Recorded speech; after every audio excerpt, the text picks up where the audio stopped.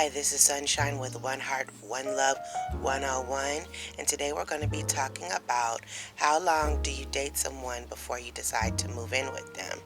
And the first question I have is, who posed the question about living together? Did he do it or did you do it? And what is your situation currently at this moment? Are you living with your mom? Are you guys both have roommates? What is inspiring you to want all of a sudden move in together? Because ideally, you want to be able to have someone that has their own place. That way, you can see how they take care of themselves, how clean they are, how they manage their time and their money, and if they're able to pay their own bills and their groceries and their gas and things of that nature. Is this guy always running on low on E? Like, you have to figure out how would he be living with you in your environment if you guys live together. Are you guys going to be arguing over doing the dishes? Is he going to have enough time spent with you? These are the things you need to think about. And the second part I want to know is, if it's you, why do you want to live with this person? Is it for financial gain or is it out of love? So we have two factors here. You can move in with somebody and then they'll have no roles, no titles, and you guys just want to kind of swing it and see how things go. But you have to ask your question, what is your end game? So is your end game just to live together for a little while and then maybe decide to get married, or is your it to get married, or is your end game, we're going to get married, but I just want to see if we could cohabitate? And if that's the case, then there's some fact checkers that you have to do in both scenarios. Now, if you guys just want to live together and say you guys are going to go get a place together, you need to make sure that both of you guys' name is on the lease. That way, nobody can make a fast break, because you never want to be in a situation to where you are getting put out of a place. Either one of you, nobody wants to get put out of a place, and then it'll hold some regarding your relationship as to how far you will go as far as your accountability. You want to make sure that both of you are responsible and hold up your end of the bargain. If you feel like you can just run amok and do what you want to do and have so much freedom, then you might behave a little differently, or he might behave a little differently. But if you know that there's some kind of legal binding, not much, but at least if your name is on the lease, if you guys go to rent to own and get some furniture, make sure that both you guys' names on the contract. That way, nobody could just skirt out on you at any given moment.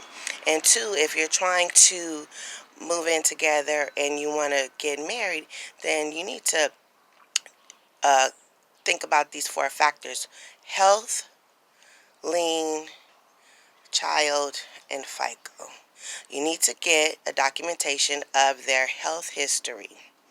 This is what you need to do. Go to the hospital, both of you guys, get a documentation. That way you can see if either of you have diabetes,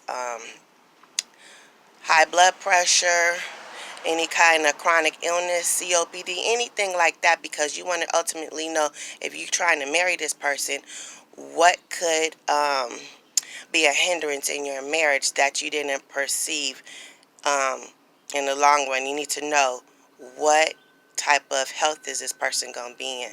And then two is lien. Does this person have any tax liens on his financial situation?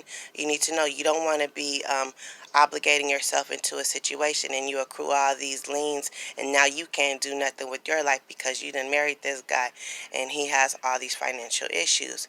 And then we have the FICO score. How high is his FICO score? Is he being responsible person working on his FICO score and trying to improve himself? Because ultimately, you guys want to make an empire. It's not just about living together and saving money. It's about conquering the world together. So you got to make sure that the foundation for you is set up in such a way that you guys can ignite and take off and overcome any boundaries. But you at least want to make sure that you have your foundation together. And the last thing is child support. You want to know if he has any kind of child support or anything, because you want to make sure that you're not accruing any of his legal fees on in that regard as well.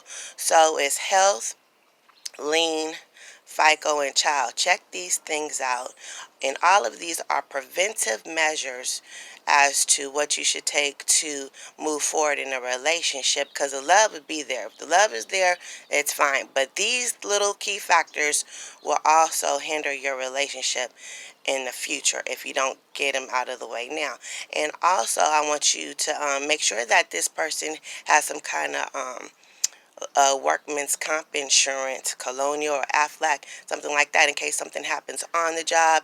You know, you guys will be able to both sustain each other if you guys are talking about getting married and things of that nature. So these are little key points that you need to take in to ensure that you have a holistic lifestyle with the person that you choose. But don't forget to check all the facts and make sure that this person that you choose to live with, how they treat their family, how do they family view them, how caring is he to his loved ones, though they take care of their children. These are all the factors that you need to see. How clean they are, you know, are they always running around on E? Like, these are things, you know. And you want to make him run stuff, but you can always use your finesse, your God-given finesse that all women have, to encourage him to do better and try better.